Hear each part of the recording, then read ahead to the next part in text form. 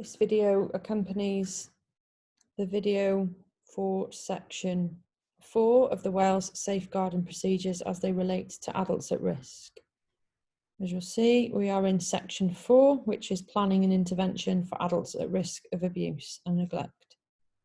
When you go into this section, you will see the relevant parts. If we click into the Care and Support Protection Plan, this part sets out the statutory requirements relating to the development, provision, monitoring, management of a Care and Support Protection Plan. What it needs to do, what it needs to cover. The procedures then, if we click forward, go on to describe the roles and responsibilities.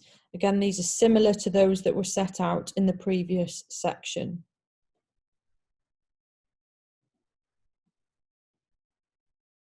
If we scroll up and then click back,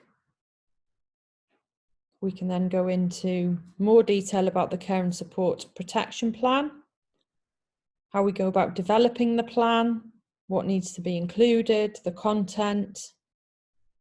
You'll see some of the pointers for practice that are helpful references when developing the Care and Support Protection Plan. Okay, we have to scroll back up in order to get back to that main content list. You'll see in there that there are sections that include how do we go about engaging the adult at risk in the development, monitoring and review of the Care and Support Protection Plan. What's our process for reviewing the plan? What are the considerations we need to make? Who needs to be involved? Again, suggestion as to an agenda for those review meetings. How do we support participation? And finally, the information about the process for then closing the safeguarding process as a whole and bringing the Care and Support Protection Plan to a close.